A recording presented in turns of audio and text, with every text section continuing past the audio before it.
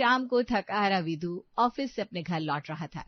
कंधे पर laptop bag, चेहरे पर थकान और माथे पर चिंता लिए वो बिना इधर उधर देखे अपने घर की तरफ बढ़ता जा रहा था। तभी नुक्कड़ पर बैठे उसके दोस्त उसे देख लेते हैं।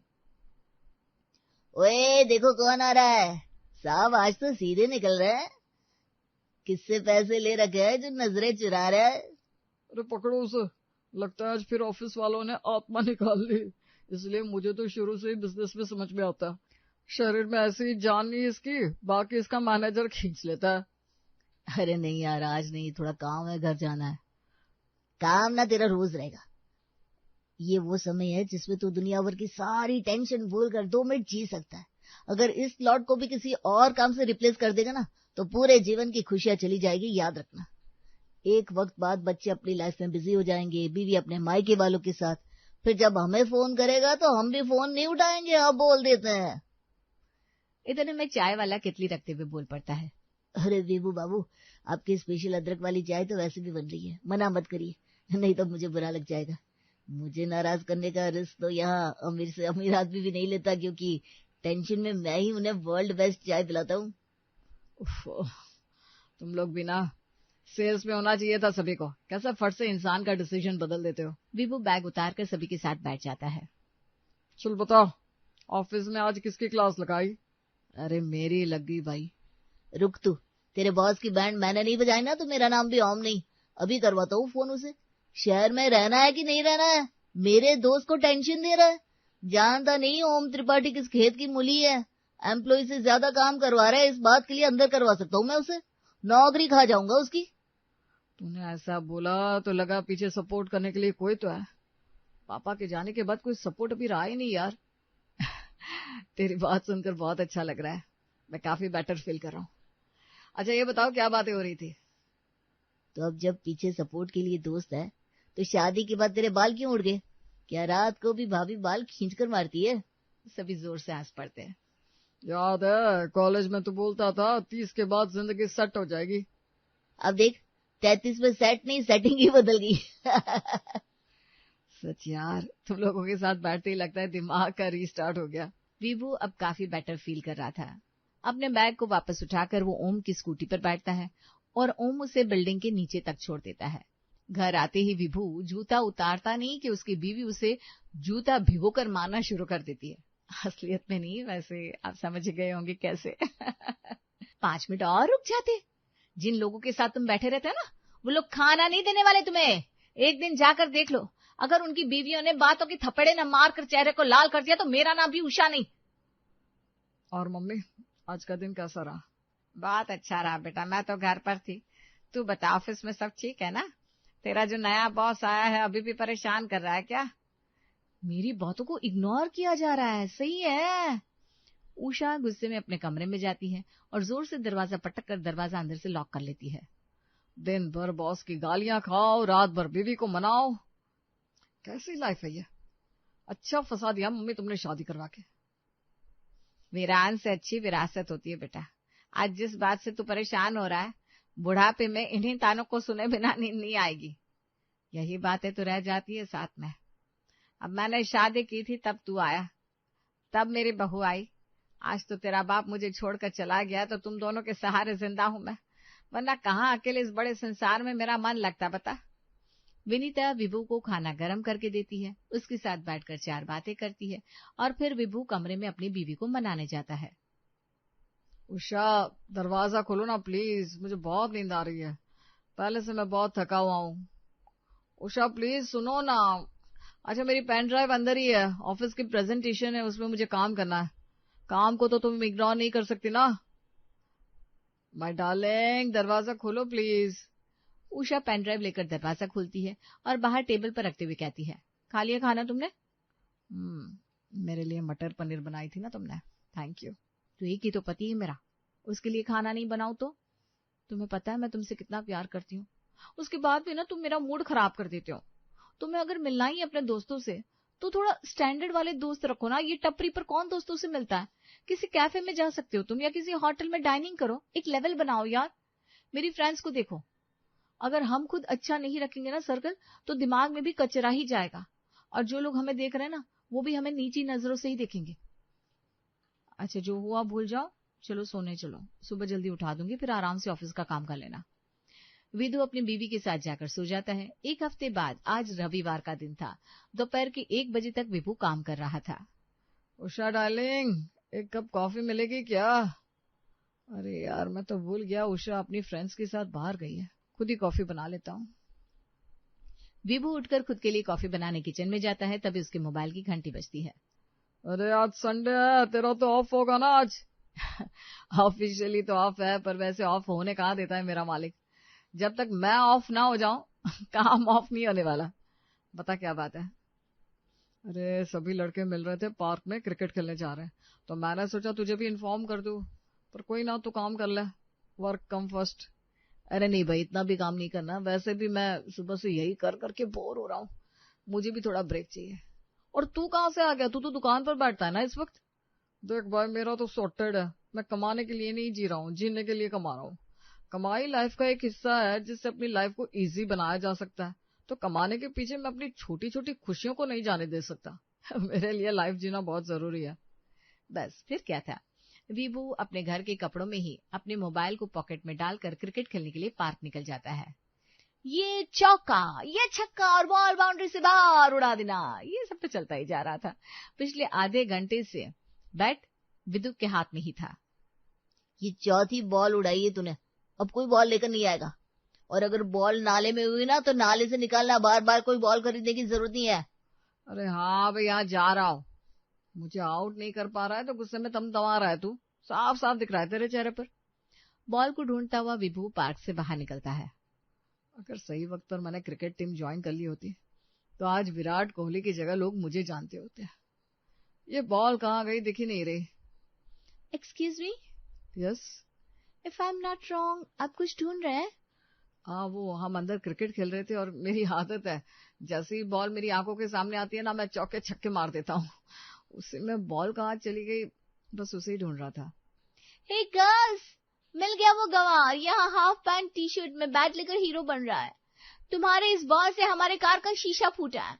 मतलब गंवारियत की हद हो गई। मुझे तो लगा किसी बच्चे का काम होगा, पर तुम तो अधेड़ उम्र के आदमी लग रहे हो। कॉमन सेंस नाम की चीज है कि नहीं पता नहीं, कितनी महंगी गाड़ी है मेरी। और तभी वहां उस औरत की बाकी सहेलियां भी आ पहुंचती है। विधु, तुम ये कैसे टी शर्ट पहन रखी है तुमने? मैंने कहा था ना ब्रांड की टी शर्ट पहना करो, ये पीछे से भी बुरी दिख रही है। और गोल्फ खेल सकते थे तुम, ये पार्क में आकर बॉल ढूंढने की क्या जरूरत थी? ये तुम्हारा हस्बैंड है उषा? सीरियसली? उषा पैरों को पटकती हुई अपने घर चली गई। प्लीज उषा, गलती हो गई, दरवाजा खोलो ना उषा। सुबह तक तो सब ठीक था, बहू अपनी सहेलियों के साथ गई थी, तो काम कर रहा था। ये क्या हो गया फिर? बड़े गुस्से में आई उषा और अंदर से दरवाजा भी बंद कर लिया। मैं घर के कपड़ों में पार्क में क्रिकेट खेलने चला गया था और वहां नाले के पास बॉल ढूंढ रहा था, और मेरे बॉल से उषा के फ्रेंड की कार का शीशा टूट गया। इस सब के कारण उसकी बहुत इंसल्ट हुई और वो बहुत नाराज है। शीशा टूट गया? किसी को चोट तो नहीं आई ना? तो ठीक तो है बेटा। यहाँ घर टूट रहा है मम्मी, और तुम चोट की बात कर रही हो। हम पैसे भर देंगे ना उषा, कौन सी बड़ी बात हो गई है? मैंने मना तो नहीं किया, डबल पैसे भर देंगे, बोलो। यही तो तुम समझते नहीं हो विदु, बात पैसे की नहीं, स्टेटस की है। अब तुम कहीं भी जाओ, मुझे फर्क नहीं पड़ता, मैं कमरे का दरवाजा नहीं खोल रही। अच्छा, अब ये सारी पुरानी टी शर्ट ट्राउजर सब हटा रहा हूं मैं, वही ब्रांडेड टी शर्ट और बॉक्सेस पहनूंगा जो तुम लेकर आओगी, बस। नो। तो तुम क्या चाहती हो कि मैं क्रिकेट खेलना बंद कर दूं? बंद कर दूंगा, बस। विदु जैसे ही ये कहता है, उषा कमरे का दरवाजा धीरे से खोल देती है। तुम क्यों करते हो विदु ऐसा? क्यों परेशान करते हो मुझे? ये चाय की टपरी पर बैठना, ऐसे लड़कों से मिलना, तुम्हारे दोस्त बिजनेस करते हैं या जो भी करते हैं, पर तुम तो एक बड़ी कंपनी में इंजीनियर हो, उनमें और तुम में फर्क है। कैसे वो तुम्हारा चंपू सा दोस्त तुम्हें बिल्डिंग के नीचे ड्रॉप करने आ गया? मेरी नजर तो बस नीचे ही थी कि कहीं कोई उसे तुम्हारे साथ देख ना ले। मैं तुम्हारी क्लास को और ऊंचा करना चाहती हूँ, और तुम हो कि नाले से बॉल ढूंढने में बिजी हो। अच्छा, अब जो भी है मैं मैनेज कर लूंगी, पर अब तुम अपने दोस्तों के साथ क्रिकेट खेलने नहीं जाओगे। उषा विदु के गले लग जाती है और सब कुछ ठीक हो जाता है। अगली सुबह विदु ऑफिस का बैग लेकर बाहर निकलता है। सोसाइटी के गेट तक पहुंचता है कि गली के नुक्कड़ पर चाय की टपरी साफ नजर आने लगती है। विदु, सुनो, मैं बाहर तक छोड़ देती हूँ, तुम्हारे पीछे ही आ रही थी, चलो। उषा विदु का हाथ पकड़े आधी गली तक जाती है। अच्छा, सीधे ऑफिस जाना, टपरी पर रुकना मत। पिछली बार भी आधा घंटा लेट हो गए थे, फिर देर होने के कारण वहां बॉस की 2 सुनोगे और घर आकर मुझे 4 सुनाओगे। उषा की बात पर विदु ज्यादा कुछ नहीं कहता, बस हल्का से सिर हिलाकर आगे बढ़ जाता है। तभी टपरी से आवाज आती है, अरे विदु भैया, आज अदरक वाली स्पेशल चाय बनाई है, 2 मिनट रुक जाओ ना। सच कहूं तो जब तक तुम मेरी दुकान पर चाय पीकर नहीं जाते ना, तब तक बोनी अच्छी नहीं होती, और तुम्हारे साथ मैं भी 1 कप चाय पी लेता हूँ। विदु एक पल के लिए मुड़कर चाय वाले को देखता है, फिर उषा की तरफ देखकर कहता है, नहीं भैया, फिर कभी देर हो जाएगी, आज मेरे बदले चाय तुम ही पी लो। विदु बिना पीछे देखे आगे बढ़ जाता है। चाय वाला उसे जाता हुआ देखता रह जाता है। फिर से रविवार आता है। विदु के सभी दोस्त खेल की तैयारी। यार विदु को फोन लगा। ओम व्हाट्सएप पर ग्रुप कॉल लगाता है। विदु का फोन बजता है। वो मोबाइल स्क्रीन देखता है। Cricket gang calling. कुछ सेकंड स्क्रीन को देखता ही रहता है और फिर कॉल काट देता है। सॉरी दोस्तों। थोड़ी देर बाद ग्रुप में मैसेज आता है, आजा यार, 1 खिलाड़ी कम है। विदु जवाब टाइप करता है, आज नहीं आ पाऊंगा। इस मैसेज को भेजने से पहले वो कुछ पल रुकता है, फिर मैसेज सेंड कर देता है। पहले तो सबसे पहले बैट लेकर यही पहुंचता था, पता नहीं क्या हो गया इसे। विदु अब बिल्कुल वही कर रहा था जो उषा उसे करता हुआ देखना चाहती थी। घर से ऑफिस, ऑफिस से घर। एक रोज ऑफिस में मीटिंग चल रही थी। विदु, तुम्हारी प्रेजेंटेशन। विदु। अब तक कहीं खोया विदु अचानक चौंक जाता है।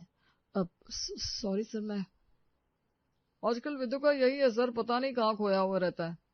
विदु हड़बड़ाकर लैपटॉप खोलता है। उसकी प्रेजेंटेशन अधूरी थी। सब ठीक तो है?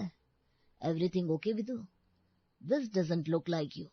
तुम्हारी कंप्लेन आ रही है मेरे पास। मुझे कभी नहीं लगा था कि ऐसा होगा।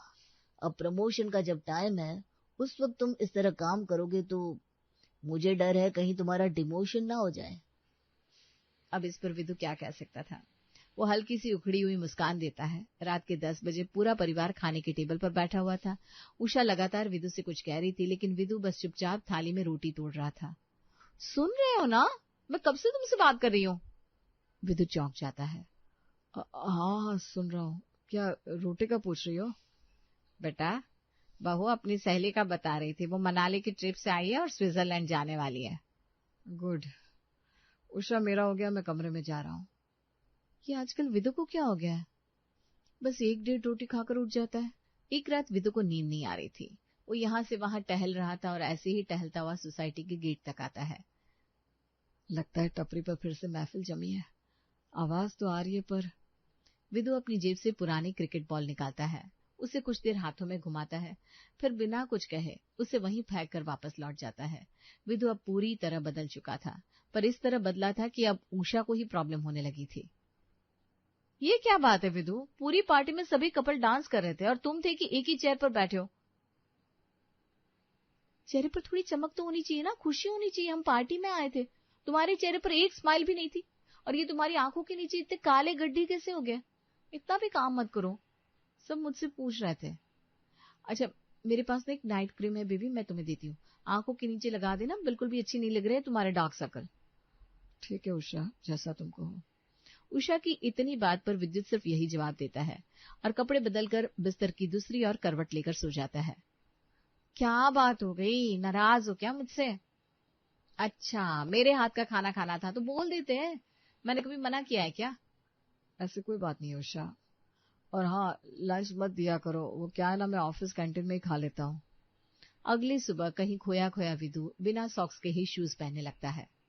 ये ले मोजे बेटा। मुझे क्यों माँ? अरे, इसके बिना जूते पहनकर ऑफिस जाएगा क्या? ये क्या हालत बना ली है तूने अपनी? नहीं माँ, सब कुछ ठीक है। रोज तेरे बैग से टिफिन निकालती हूँ, खाना बिल्कुल वैसा का वैसा रहता है। फोन किया था मैंने तेरे दोस्त को, उसने बताया तो कैंटीन में जाता ही नहीं है। काश जैसे तुम समझती हो बाकी सब भी मुझे समझ पाते माँ, तो अच्छा होता ना। यहाँ विदु ऑफिस से निकलता है, वहां विनीता अपनी समधन को फोन मिला देती है। ये कर रही है बहू विदु के साथ। ये आप भी जानती है कि पति पत्नी के बीच के मामले में मैं कभी बोलती नहीं, ना आज तक बोली और आगे भी ना बोलना पड़े, इसीलिए मैंने आपको फोन किया है। मुझे बचपन से कभी विदु को कंट्रोल करने की जरूरत ही नहीं पड़ी। वो अपने हिसाब से पढ़ाई भी कर लेता था और खेल भी लेता था। जब बचपन में इसके पापा ने इसे नहीं रोका, मैंने इसे नहीं रोका, तो अब तो ये घर गृहस्थी वाला हो गया है। 33 साल का जवान लड़का है, इसे भी दिमाग शांत करने के लिए कोना चाहिए। अगर चाय की टपरी पर दोस्तों के साथ बैठ जाता है, छुट्टी में क्रिकेट खेल लेता है, तो क्या बात हो गई। उषा ने तो इसे प्यार के नाम पर ऐसे बांध दिया है कि अब वो खोया खोया रहने लगा है। अगर वो अपने आप को भूल गया ना, तो बीवी को भूलने में भी देर नहीं लगेगी। मैं सब समझ गई भाभी, मेरी नजर में ये बात आई ही नहीं। मैं अभी उषा का दिमाग ठीक करती हूँ। उषा की माँ उसे फोन करके समझाती है और रात को जैसे ही विदु घर लौटता है, उषा उसकी आंखों पर पट्टी बांध देती है। अरे ये क्या करी उषा? चुपचाप मेरे साथ चलो। चली तो रहा हूं। विदु के हाथ को एक तरफ से विनीता पकड़ लेती है और दूसरी तरफ से उषा, और दोनों उसे ले जाती है सोसाइटी के बाहर और चाय की टपरी पर पहुंचकर उसकी आंख से पट्टी हटा देती है। टपरी बहुत खूबसूरत तरीके से सजी हुई थी और वहां विदु के सारे दोस्त बैठे हुए थे। इतने में ही शौक खा गए भैया। उसके बाद नाइट क्रिकेट का भी इंतजाम किया है भाभी ने। I am sorry Vidu, personal time सब डिजर्व करते हैं, तुम भी।